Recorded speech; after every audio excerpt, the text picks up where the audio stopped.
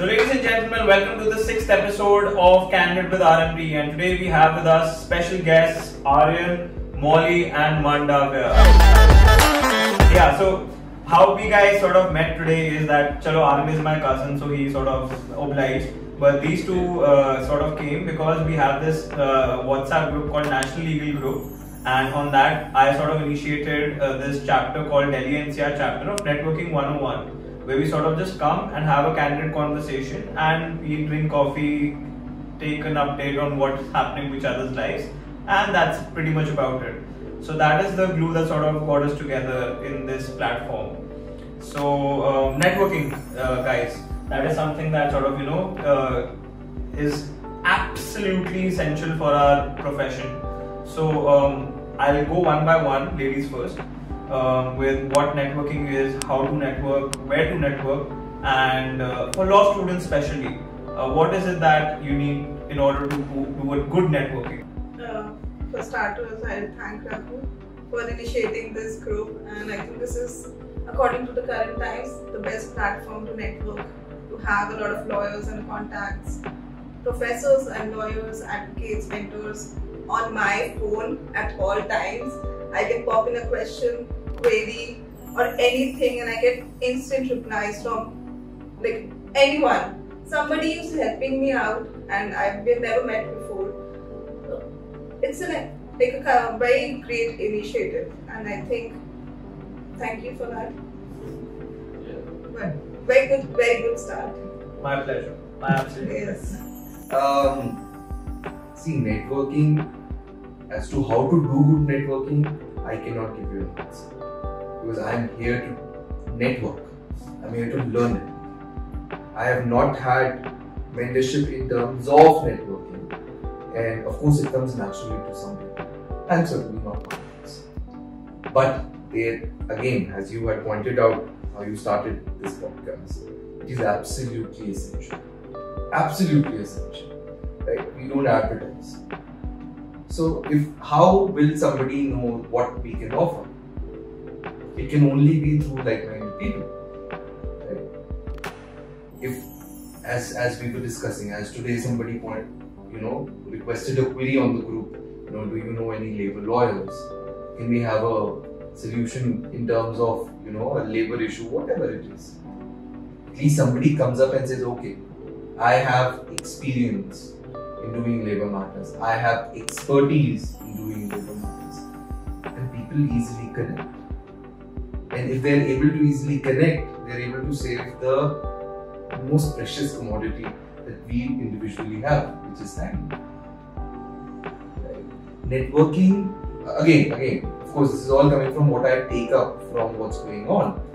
And as to how to do good networking, I'm still learning, but I'm grateful for you because you have initiated this program, you've initiated this group, this association, which I am hopeful will also be fruitful for me learning certain things that I don't have perspectives on.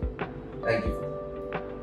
I think Kapoor is someone, moving him to solo out, someone who has a natural knack for networking and meeting people, talking to people. That's something I've always appreciated about him. This group is also a very good opportunity for that, for people to see that this is finally, as you pointed out very correctly, that you don't advertise. It's word of mouth. It's all about the human relationships that you build, and our entire fraternity it's a service sector. You're completely based on the client. You're not able to communicate clearly to the client what you are doing for them.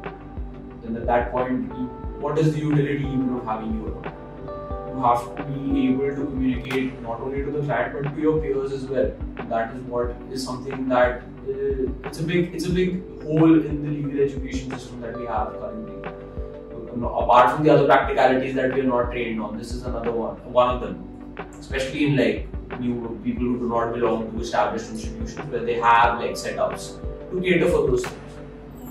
So I think it's a very, very important step that we're taking here, and inshallah, hopefully it brings a lot more people, like-minded people, and we can really become an instrument for real change and make some real impact. So just delving on to what all of you guys put together said with respect to networking being that sort of guiding light for those law students and those upcoming lawyers, first generation lawyers especially. I mean, I keep getting messages from lawyers from the group that listen, I'm a first generation lawyer, I'm a fresher, I don't have any contacts in Tisazari, I want to pursue something in Tisazari, that is something that I want to do, please help me. And I connect him to let's say 2-3 contacts who are practicing in Tisazari. But that is just about it. You can't do more than that. You can't physically go there and sort of get him and connect him to that person. That is the most you can do. What is it that we're missing in our present system, in our fraternity, that we can do as a generation of lawyers to sort of bridge that gap?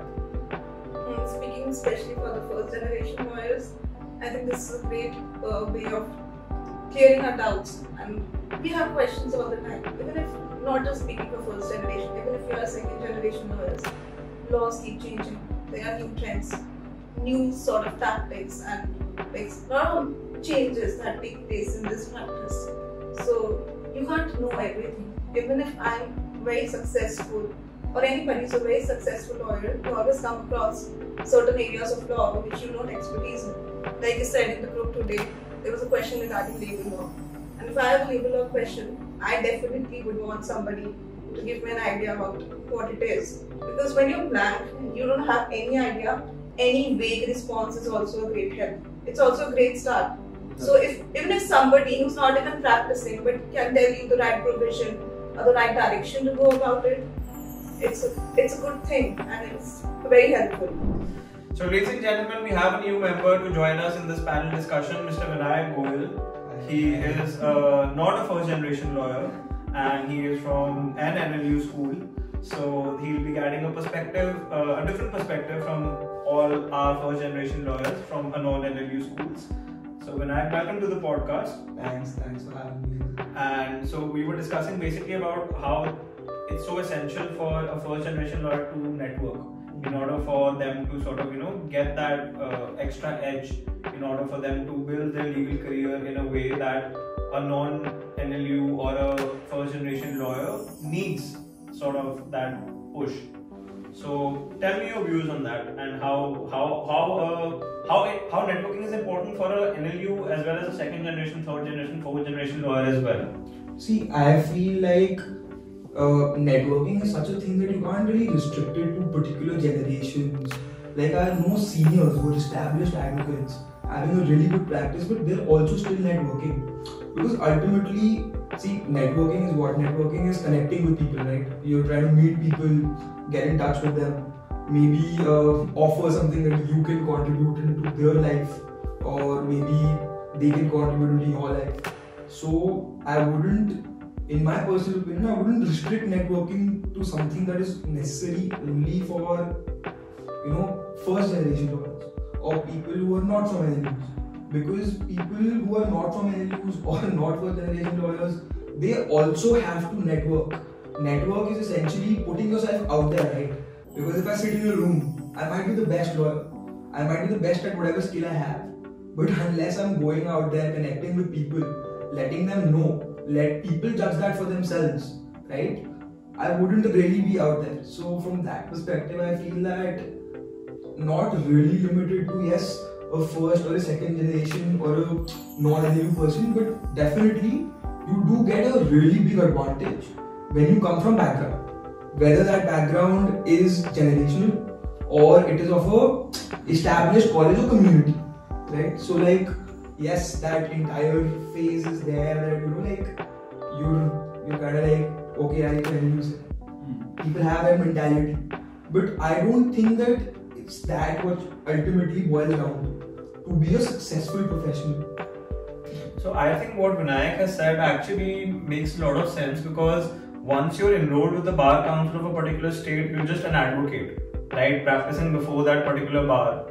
You're not from an NLU, you're not from a non-NLU, you are just an advocate. You're not a first generation lawyer, you're not a second generation lawyer, you are an advocate. And I think that what is important is that sort of bar council makes sure that you're at par. Everyone is at par. But still, coming to the networking part, I mean, since this episode is about networking and we all are here because of networking, how difficult is it for a non-NLU person to sort of network with an NLU person? Is there any sort of stigma or that backlash that a non-NLU student might have while networking with an NLU student? Is there a sense of pride that the NLU students have? This is back in law school. I'm not saying that once you're into the profession, you're you have that differences. But once you're in law school and you go for those competitions and you sort of see that there is, okay, let's say not that at par sort of treatment that is being made for those NLU and non-NLU students, how do you sort of continue with that networking? Mandavya. Fundamentally, whether you are an NLU, non-NLU, does not matter when it comes to networking. Yes. Both pre or post. The only difference that I was pointing out before was that they have a better structure in terms of curriculum. They have a better structure in terms of the exposure that they are made to actually assimilate from people who have better understanding, or again, as I pointed out earlier, mastery of the subject that they are discussing. If you learn certain points of law from the people who have actually added to the jurisprudence that we have currently in this country, then of course we are in a better position to tell you the grays, because in the end, fundamentally, it's the grays. Yeah.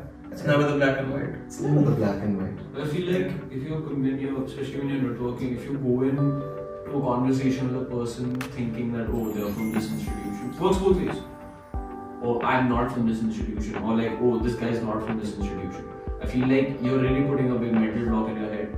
Like, that might serve you very well initially in your initial years, like maybe when you're a law student, it might be like a good test, but after about 3, 4, maybe 5 years into the fraternity, it's like a big litmus test. Guys who are still here, they're probably good enough to make this sustainable for themselves. Not everyone, irrespective of their college background, is able to make a living out of being a lawyer.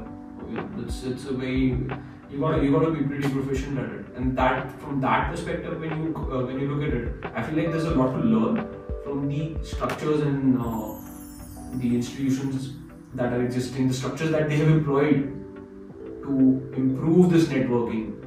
If you look at most NLUs, even old schools, for example, you have Goel school, etc. The way that they have gone about creating alumni associations and creating these sort of networking organizations for their old students, there's a lot to learn from that, especially for the new institutions. Sadly, when we get to the point where we are learning from that, it's already like you're so far away from your institution at that point. You're very rarely are people going back to their colleges, and being like, okay, I learned this. Let's try and implement this. Unless you're working there. And sadly, a lot of the institutions of people working there, they don't have that motivation, or they don't have that exposure. Non-active alumni. Yeah, exactly. Non-active alumni. Yeah. I think for me, networking is about what you bring to the table, irrespective of number of years of experience, even profession. I don't restrict myself to networking with only what we call like-minded professionals as lawyers, because when you get a client, the other person is not a lawyer, he could be a businessman or any professional. And end of the day, we need people, we need clients, we need certain sort of income, and that's why we're going to get it from people who are from different professions. That is who kind of people need legal advice. Absolutely. So what everybody brings to the table and what we take advantage out of that networking is the main thing, and we should not create a divide that let's meet only lawyers or let's meet only NLU students or non-NLU students, because when we see our seniors who are very successful, some seniors, not everyone is from NLU or not everyone is from a traditional college. So that is very unfair to create such a divide or categorize people. Conception in your mind that he's or she's from a particular place, so there is some difference, between the two of us because of where you come from. In fact, most people, if I don't know if you guys will also agree, but so many people say, yeah, during your law school, what have you learned? Nothing, right? It's only once you start practicing, you actually start learning. So that entire college concept is only there till you're actually graduating. Maybe yes, for recruiting, for day zeros. Yes, sometimes those companies they have that bias, or maybe law firms they have that bias that yes, we'll go and offer at probably NLU. But if you come to litigation is not something that you come out of college and then you're just starting with, okay, today I'm appearing in the court. That's not how it works. It takes some time to gradually learn things, and in that process, I think your college background gets diluted, and what it really comes down to is your character as a person. And another thing which I feel is that if for example, if I'm from NLU, I am from NLU, and I stop listening to someone who's not from NLU, having that preconceived notion that I am superior. I feel that's detrimental to myself. You limit your own. I'm limiting whatever I could learn from someone else. And learning is not just कि यार तुमने कौन से college में क्या सीखा. It's about experiences in life. It's about what perspectives people have. Those perspectives get shaped by so many other things, not just particular college. So that way, I feel that also probably makes a difference. And reminds me of a scene from Three Idiots where Rancho says that ज्ञान सब तरफ से आ रहा है, जहाँ you can. That actually would make sense because कि जहाँ से ले सके वो ले लो. You can't stop कि you're not from a non-NLU, I'll not take ज्ञान from you. Okay, you're from NLU, I'll take ज्ञान from you. Okay, you're from a let's say XYZ, I'll take ज्ञान from you. You can't, because once you have that, then you, like you said rightly, mentally blocking your sort of equation with that perspective. And once you do that, then you don't know कि कल उसने the thing he might have said, you might would have used that thing in your next argument. Exactly. But because you didn't have that notion that okay, he's from a non-NLU, I'm not going to listen to him because I'm superior, you didn't use that, and you sort of didn't get that favorable order in litigation. I would take what you both said. I feel like maybe my opinion too would change after like 20, 30, maybe 40 years of experience like seniors have. Yeah. Like, why would I listen to some guy who's never been in court? Like, and this is something I do like 10, 15 cases a day. I'm arguing. He's just trying to tell me what to do. The same, and that doesn't. What I said definitely doesn't apply to all seniors. I would say that this art of listening, it's as you get older, I feel. And this is again coming from a very young guy, there's this thing, fact versus experience. Yeah. And as you get older, I feel like you start to value your experience way more than you would value facts. Like you would start that's a good thing as well. That might work in your favor sometimes, but sometimes not. You'll be more susceptible to your preconceived notions, your biases, and just perception. Yeah, exactly. So limiting. And this is again my experience with corporate clients. There's a lot of times there's a correct thing to do. There's a lot of times there's financial viability as well, right? Like there's a lot of things at play going on for the money to reach this lawyer to do this action. Yeah. So maybe understanding those realities, a lot of lawyers are still kind of dealing with that fact. This is the correct thing to do. Why not do that? Like, nahi karna to why are you coming to me? That attitude, that has to maybe this is not actually a lot to do with seniors per se. I think it's just to do with a lot of the lower court practice that is going on in India. Because they're used to dealing with a level of clientele that does not ask questions. Or literally does like doctors, like I'm in your hands, like Jesus take the wheel. So as the clientele also starts getting more educated, more knowledgeable, where they don't just blindly listen to the professional. We also have to apply on a large scale. So that is something that is also that has to be developed over a period of time. The term client satisfaction, to an extent, it's very reasonable. Like we should do what the client wants, but there's a thing called face value in the court as well. If you do every thing that the client tells you, the judge or the opposite lawyer is going to, because you are the one speaking, and the judge is going to decide according to what you speak. And at the end of the day, when we lose a case, it's very heartbreaking. This is a lot of hard work goes into that. A lot of months of hard work and drafting and everything. Even though knowing that what you're doing according to the client is wrong, we should not go forward with it. We should be very blunt to the client that what you think is wrong, and this is going to go against you, and that is why I am not doing it. Yeah, they should definitely be informed of all the reactions. Yes, even after like repeated warnings, the client doesn't understand because there are clients who are very difficult to deal with. And I think we should leave it to their destiny that yes, we're working according to you and we might lose the case. Then we may learn about it. They should be aware. Because they're loyal. Sometimes we're representing the side knowing that we're wrong. Or we might lose the case. In that cases, be very blunt. Like your side is not very strong, it does not have a lot of weight, but we're trying our best. Because that helps when you lose the case. Because end of the day, you're just representing him.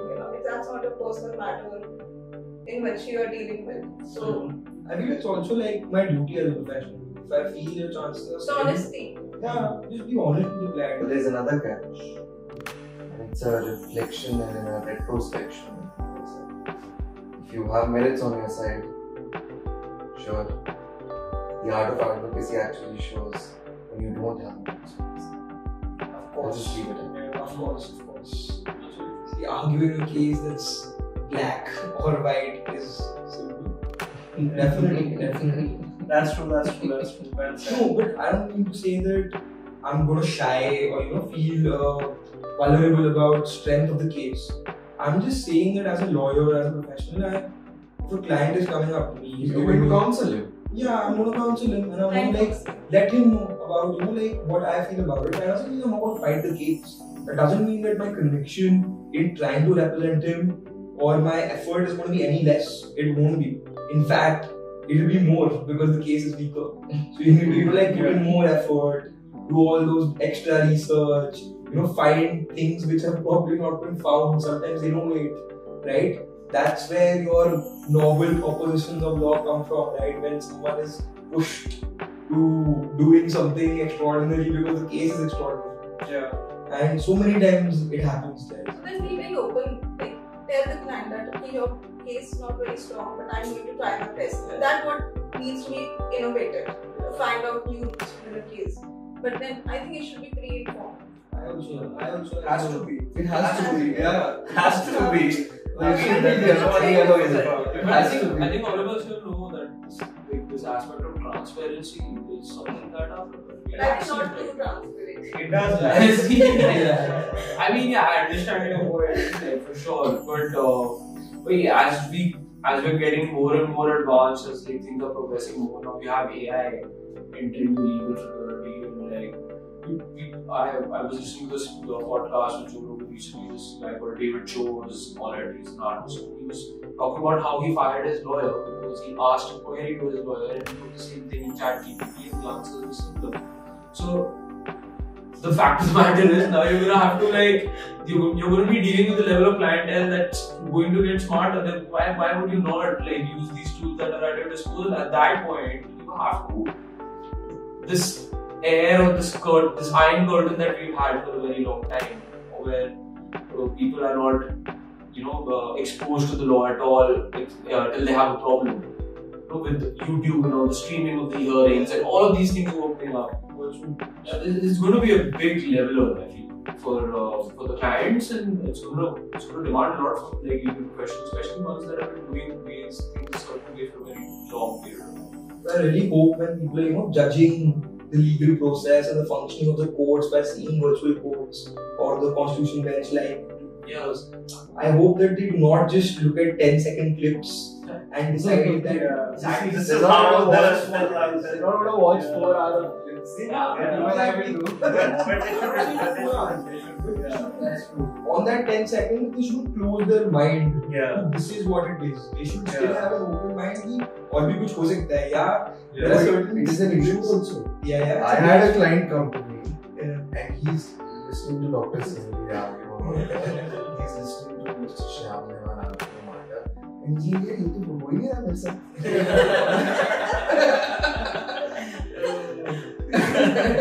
You tell him, you see those white hairs and those bald patches. I don't have those because I still have those black hair on my head. So this is why I don't have those experience and those wisdom. I did another thing. You did another thing. I don't say so. I showed him a sample of it. I was about to say say that. And that was enough for us to move on to a different topic. I'm sure that was. That was a good experience. But I think the approach is changing from what traditional Bollywood movies showed the picture of these courtrooms. At least these virtual Supreme Court hearings are giving an idea that, oh, it's very different. What was that movie recently? Jolly LLP, it's so different. Yeah. No, but that is again a district court practice, and I think somewhat what they showed, they got it right. More or less. The whole classic Bollywood movies had a very different. That is something that Goel guy who given Jhutni Bolta, he's burning his hand in the court. And Sunny Deol saying Tariq with Tariq. That is still there. That is still there. I mean, you can't really. But Lawrence was the last one to say Tariq with Tariq. They would want more Tariq for their listeners, but that is something I don't Sometimes you do need a lot of dates and longer dates to prepare for the It's strategy. It's strategy. Part of the strategy. Yeah, definitely, no doubt. Strategy. No, but like moving on to pop culture, like these Guilty Minds on Amazon Prime, I mean, they also did a good job on showing how the legal fraternity works and what all there is. But I still think there is somewhat a gap on the realistic picture of how a sort of, litigator sort of has it in him. Because the Guilty Mind showed a very sort of, superficial, हाँ, मतलब उसमें वो दिखाया नहीं कि जैसे court room के बाहर जाके फोटोकॉपी की उसमें लाइन लगी हुई है, उसको जाके आप भैया प्लीज हमारी फोटोकॉपी कर दो, बेल लगेगी, हम इसकी we need that Aadhaar card की copy, we need that FD copy. So that I think is something they've shown the fancy offices and everything that happens. That is part of the profession. But the main part of the profession, especially for the young lawyers, like even if you graduate from a Harvard Law School, you come back into litigation, you don't get these fancy clients right straight up. You have to go through the grind because you can't understand that process by not going into that grind. You have to go into that grind, understand that process, and then you get those clients. Those clients won't come to you without understanding the procedure. Coming from a fancy law school like a Harvard Law School, you can't. Harvard में थोड़ी ना सिखाएंगे तुम्हें यार कि इधर तुम्हें किस ऑफिशियल को प्लीज करना है, किस डिपार्टमेंट में जाके किससे क्या बात करनी है, कैसे उसका वो करना है, सर्टिफाइड कॉपीज का प्रोसीजर क्या है, ये क्या है, वो क्या है. I'm enjoying it now. We have addressed the issues of NLU versus non-NLU, and now Harvard has come to a more realistic, Harvard versus non-Harvard. Yeah. अभी बेबसी और कोई हार्वर्ड का You never know. But that's about it, ladies and gentlemen, for this episode. Thank you so much for listening in. Do like, share and subscribe. And yeah, that's about it. Thank you so much.